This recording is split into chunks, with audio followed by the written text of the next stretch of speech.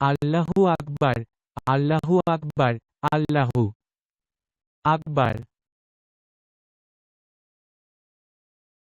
আল্লাহু আকবার, যার অর্থ আল্লাহ সর্বশ্রেষ্ঠ।